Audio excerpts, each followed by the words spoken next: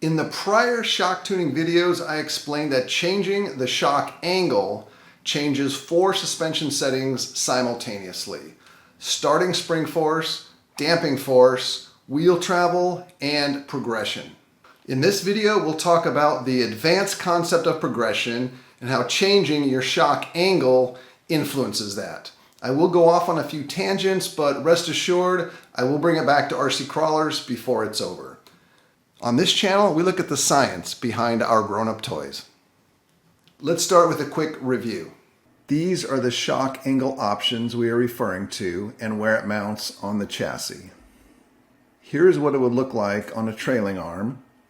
If the trailing arm is not vertical, then the 90-degree axis orientation should look like this, perpendicular to the trailing arm. Many vehicles like crawlers have a 4-bar linkage.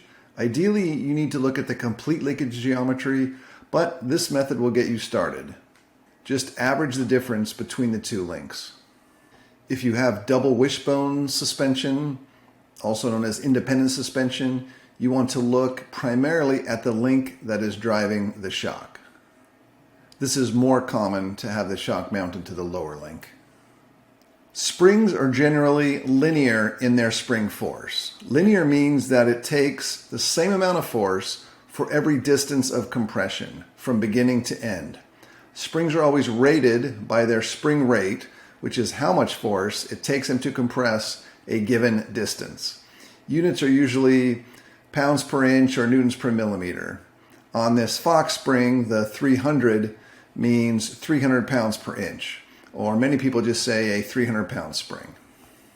When you put your vehicle on a scale, it's reading the weight that is pushing down on the scale. Pound force and gram force are often used interchangeably with pounds and grams, but technically you have to multiply the mass times the acceleration on Earth in order to get the force, or also the weight. Weight and force are synonymous. When you buy RC springs, they're often rated in newtons per millimeter. But you probably don't know how much your vehicle weighs in newtons, right? 1 newton is approximately a quarter pound of force, or approximately 102 grams of force. I'm going to convert newton millimeters to gram force millimeters. It'll make it easier to understand and easier to compare against the weight of your vehicle.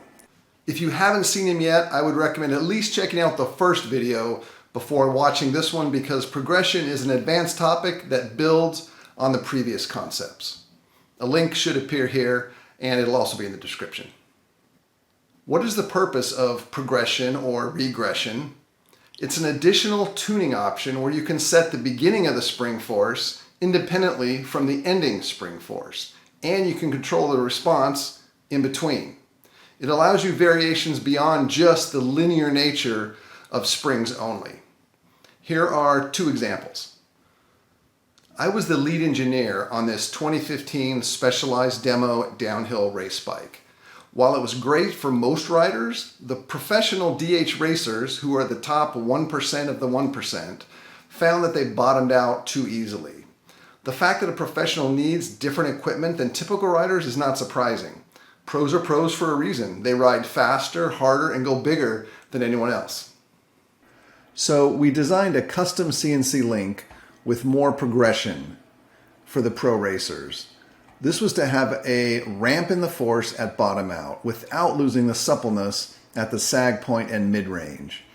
It was eventually made available to the public. Miranda Miller, Loic Bruni, and junior Melanie Chappas all won world championships on it, and Aaron Gwynn and Finn Isles both won World Cup Series overall. Here's the second example: KTM and PDS no linkage dirt bikes. KTM had a situation where they offered 2 completely different suspension designs, one with a progressive linkage like most every other supercross and motocross bike, and a direct mounted shock without linkage, where the progression was designed into the shock damper instead, and it was called PDS, or Progressive Damping System. Opinions were mixed, but the general consensus among suspension engineers is that it's best to build the right amount of progression into the linkage, and that makes shock tuning easier. High progression mainly applies to supercross and more extreme applications. Average riders in trail conditions liked the simplicity of the PDS system. Jeremy McGrath went on record saying that he struggled during testing with the PDS, which was the no linkage version of the bike. Jeremy McGrath himself stopped by Specialized HQ one day and left us some signed jerseys. As you can see, a clever mechanical linkage can tune your performance beyond what just the damper and spring can do. But what can it do for an RC crawler? Let's review some basics. Here's how springs work, and there's often some confusion.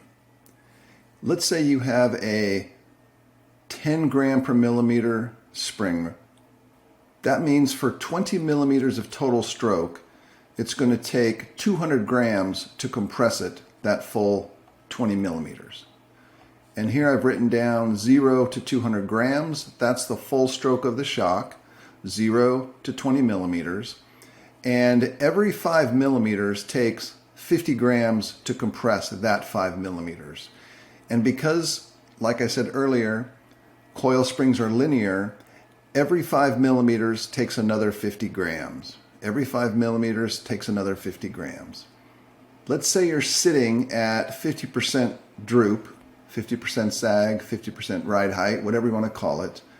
In order to compress your suspension another 5 millimeters, it only takes another 50 grams to move that additional 5 millimeters. Additionally, preload does not make your spring stiffer. No matter where you are in the travel, no matter where your preload collar is, it will always take 50 grams to move 5 millimeters. That's the simplest of facts, but it often confounds people. Spring theory would be a great topic for a future video. Here's a few examples. Let's say your total vehicle is 2,500 grams. Your sprung weight, which is the weight sitting on the springs, is probably 1,000 grams, let's just say. There's 4 shocks, divide 1,000 by 4, you've got 250 grams of force sitting on each wheel. Now, you may have a 60-40 distribution, so in reality, you've probably got 300 grams sitting on each front shock and 400 grams sitting on each rear shock. Now assume that you've got 20 millimeter stroke shocks with ultra soft springs, which are 7 grams per millimeter. That means it takes about 140 grams to bottom out your shock completely. So if you look at the rear shock, your chassis weight is pushing down with 200 grams, but you've only got 140 grams total resistance. So your vehicle is going to be bottomed out. Same with the front. You've got 300 grams pushing against 140 grams, it's going to bottom out. Now this does exclude any preload that may be on the shock, just to keep things simple. Let's try a soft shock, 13 grams per millimeter. Same 20 millimeter stroke. These shocks will produce 260 grams at bottom out. So if you've got 200 grams pushing down on one of your rear shocks and you've got 260 grams of available spring force, that will put you at about 77% droop. In the front, however, if you're pushing down with 300, remember 60-40 weight bias, if you've got 300 grams per shock in the front, a 260 gram total force spring is not going to keep you from bottoming out. So this is going to sit at full droop. One more example, let's look at a medium spring, 26 grams per millimeter, same 20 millimeter stroke. That's going to produce 500 grams of total spring resistive force before you get to bottom out. So in the rear, you're going to end up with about 40% droop, and in the front, about 60% droop. That's just the ratio of the 200 grams pushing down to the 500 grams total shock force. So here's the diagram we'll use. Along the x-axis, you have your shock, and it compresses further and further. So the x-axis is your shock stroke. On the y-axis, this is the force that is being output. And this is the force that your wheel sees. So it's the combination of spring force plus whatever linkage magnifiers might be present. Let's assume a 10 gram per millimeter spring and 20 millimeters of stroke. That equals 200 grams. So at full compression, at full bottom out, your shock from the spring only is producing 200 grams. And it's a straight line in between 0 compression, 100% compression, up to 200 grams. This is what a linear wheel response would look like. Now let's define progression. Progression adds additional influence to the output force beyond just what the spring is putting out. So for example, this orange line is coming from the additional influence of the linkage on top of the spring force itself. Even though your spring is still exactly the same spring force, you get an increased spring force to the wheel called progression coming from the linkage and mechanical advantages. It's conceivable to also have a regressive response where your linkage actually softens the spring to the wheel beyond what the spring itself is doing. As you go deeper into the travel, your spring rate at the wheel actually softens below what the spring itself is outputting. Now you might be asking yourself, why not just change the springs? Isn't this just a stiffer spring and this a less stiff spring? Well, you would be exactly correct. This line here is actually just a 15 gram per millimeter spring line, and this line here is just a 5 gram per millimeter spring line. Now, one reason why you might change the angle of your shock to change your spring rate, maybe you don't have spring rates available in these options. Or maybe you just don't have one in your parts bin. But the big reason that people design progression into their systems is that you can design your wheel response along a curve, not necessarily just a straight line. You can essentially achieve different spring force at the beginning of your travel and a stiffer spring force at the end. This is great for big hits and bottom outs. Crawlers, not so much, but it's important to know what happens. You're essentially getting a dual rate spring response, where at the beginning of the stroke, you're on the 200 line, and at the end of the stroke, you're on the 300 line. Everybody still good? The shape of this curve usually depends on the lengths of the driving links. This will become more important later when we start to discuss forward bias crawlers that have very long rear links. Another way to introduce this curvature is a progressively round spring. They aren't super common, sometimes expensive, and they work okay, but they're kind of viewed as a band-aid for poor damping and linkage designs. Another way is to use an air spring instead of a coil spring. Trapped air volumes are naturally progressive, but they come with other trade-offs. Buggies, trucks, and touring cars spend most of their time in the beginning of the stroke. This is so they have available suspension to soak up bumps. Trophy trucks generally sit more in the middle of the range. So on these type of vehicles, you would start your tune based on the range that your vehicle sits in. Contrast that with crawlers that generally run very high, if not full droop or sag, compared to other industries. So you probably want to consider what is your spring response at the end of the stroke, because that's the zone where you spend most of the time. So let's see what happens to progression when you lay the shock down. As you lay the shock down, your spring response could be progressive or regressive. I know, that's kind of a cop-out. There is no hard, fast rule on what happens unless you look at the entire linkage system. You can't always identify just by eye which direction your progression is going to change. I've used this software extensively. It's called Linkage, and it's specifically designed for bicycle suspension analysis. And you can buy a personal version for $25. I have the professional version. It was about $300. I don't know the difference between the two, but if you want to check it out, you can buy the basic $25 version and you're not in too deep, it'll give you a great place to start. Like I said, it's designed for bicycles, but if you're clever, you can apply it to just about any type of suspension. And let me show you kind of how it works. Here is a rough model that I built. This didn't take long at all. All of the different suspension designs are available within the software by default, so it doesn't take you long at all to get to this point. What I'm going to do is add a picture. Actually, first, I'm going to get the scale close. So I'm going to measure this linkage arm. Looks like it's about 90 millimeters. It's probably too long for an RC car. So we're going to do an independent suspension example here first. So what I'm going to do is I'm going to shrink these down closer to the dimensions that a car might be, just to get started. And let me measure this. That's about 60 millimeters. Okay, that's probably a good starting point. And this shock is a little long, so let's shorten this down. Now let me show you what I'm going to do. I'm going to import an image.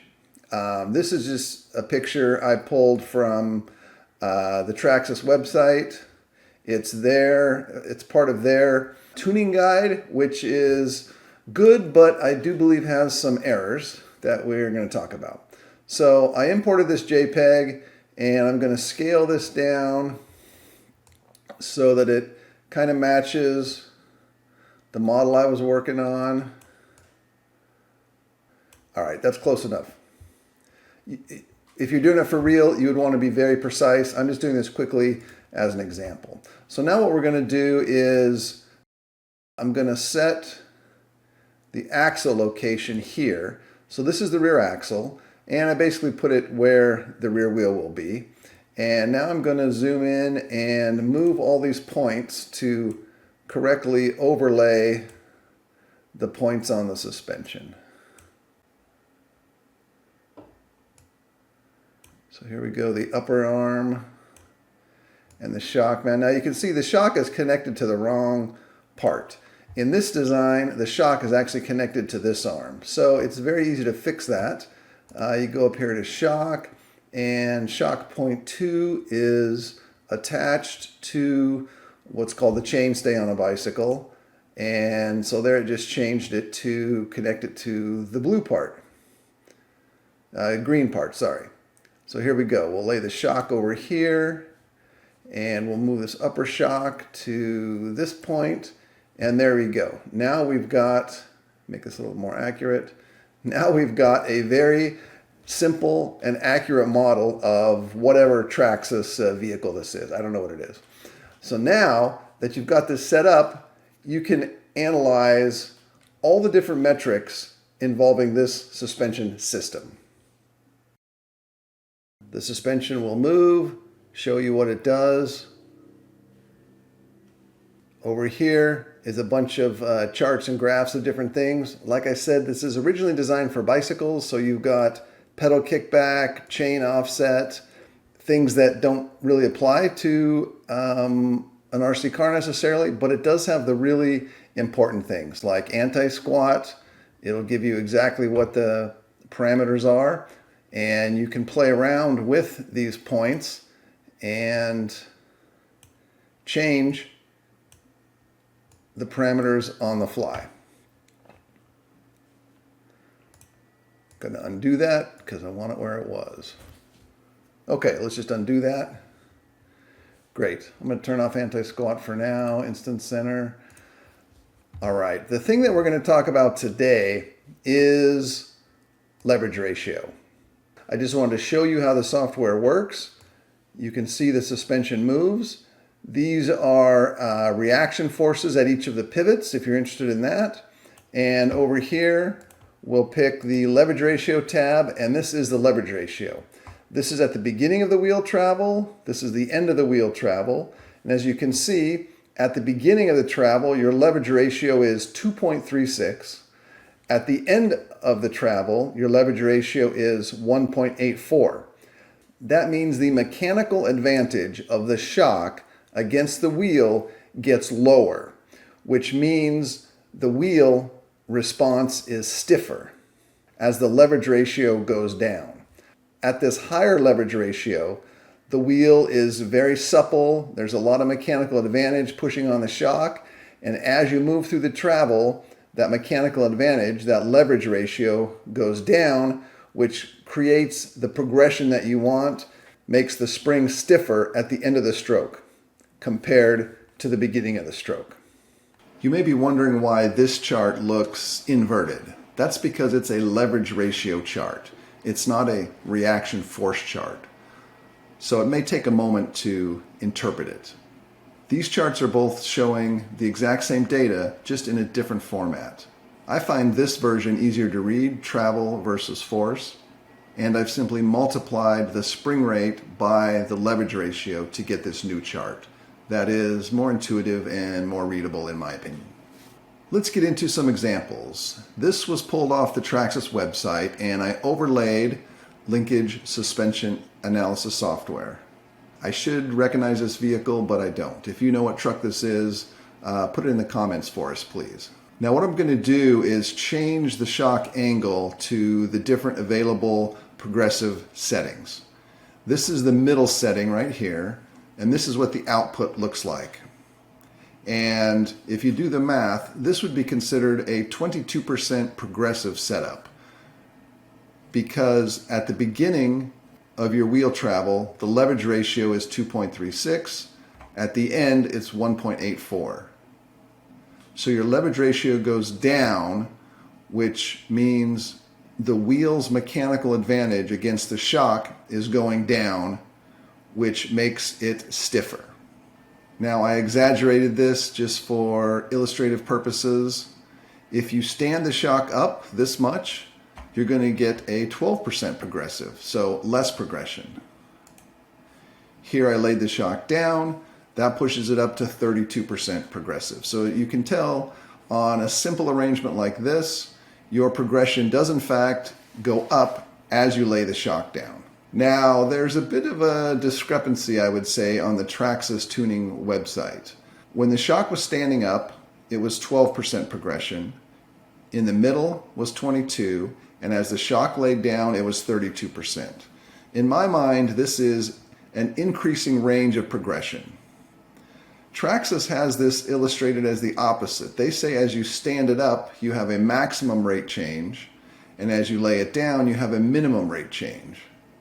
Either they published a mistake, which happens to everyone, or I don't understand their definition of rate change. To me, this is backwards. Now let's flash back to the first video where I said if you lay the shock down, your spring force goes down.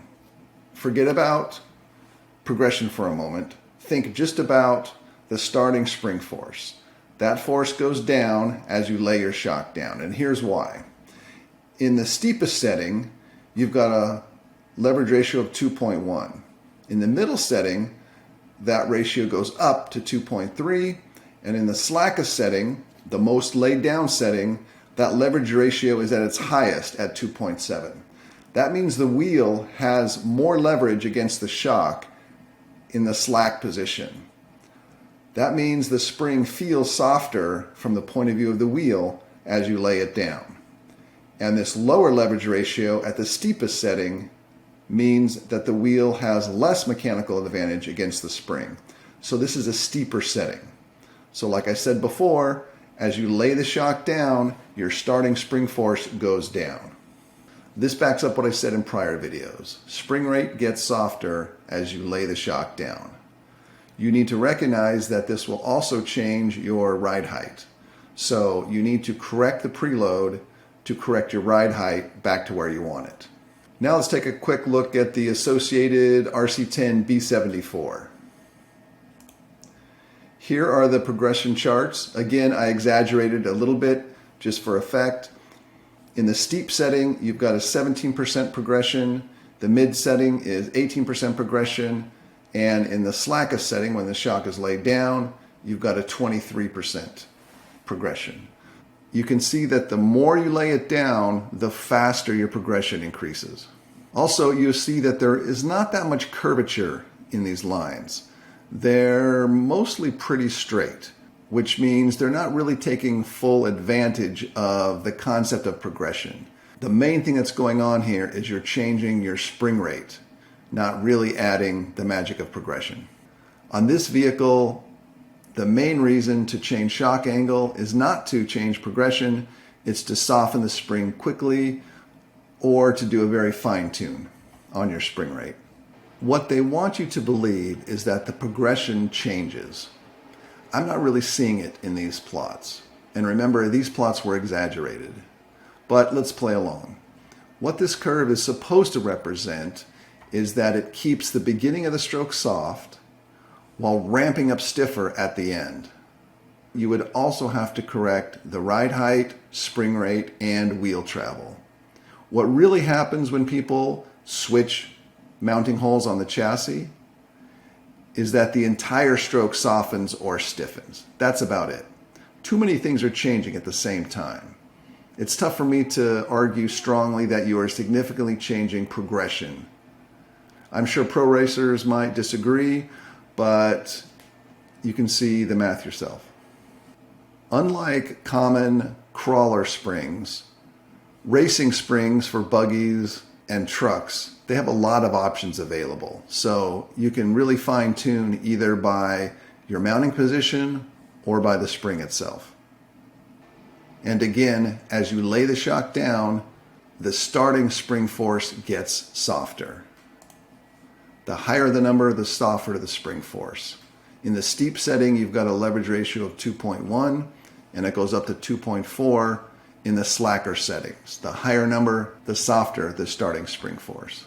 Now let's take a look at an Axial Capra, possibly the first crawler that many of us had, and it has a suspension layout that's more similar to the advanced custom crawlers many of us are building. What do you notice here? This line is going in the opposite direction. This suspension linkage design is actually regressive, and it's also a pretty small change between steep and middle. I'm not seeing much curvature in any of these, so the primary effect of laying your shock down or standing your shock up is spring rate. And again, you can achieve the same thing by changing springs, but since a lot of crawler shocks don't have a lot of spring options, shock angle is a great way to achieve spring responses that you maybe don't have a spring for. Here we're looking just at the starting spring rate. As you can see, it gets softer. So as you lay the shock down, the numbers get higher. That means the spring gets softer. So your starting spring force gets softer as you lay the spring down.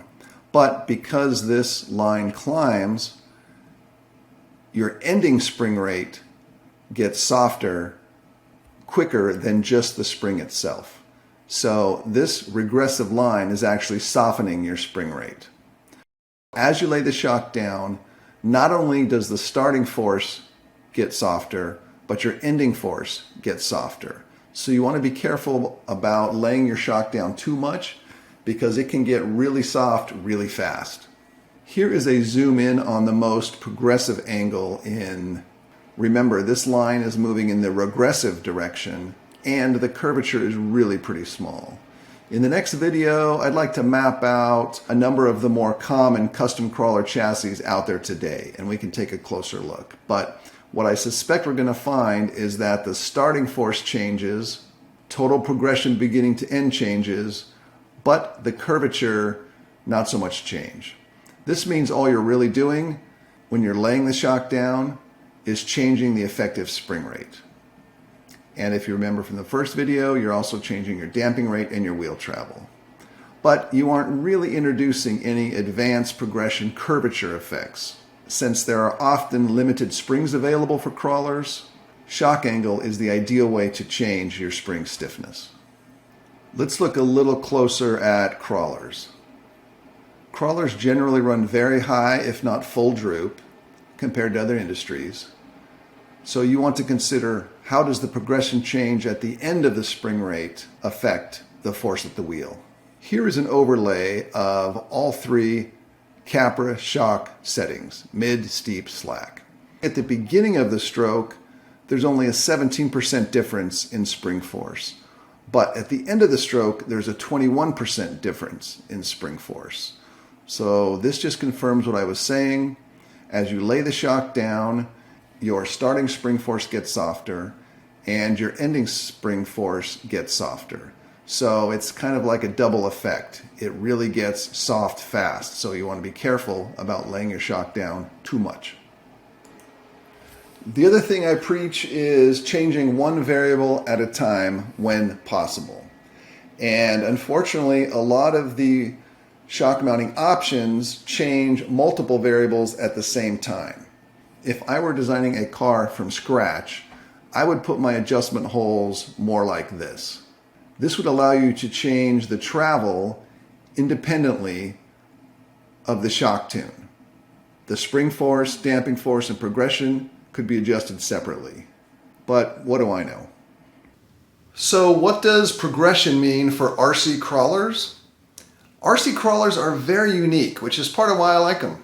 I spent most of my career trying to make things as light as possible, optimizing traction and comfort in the mid-range, and fighting harsh bottom mounts.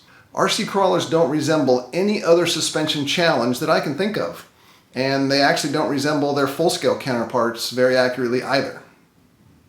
So what did we learn? Progression is important in many disciplines. RC crawlers, not so much. Vehicles could be progressive or regressive. In most RC cars that I've looked at, shock angle mainly changes your spring rate. If you have limited springs available, angle change is a great tuning alternative. And change one thing at a time when you can. Happy tuning, and remember, it's just a toy, so don't get overwhelmed.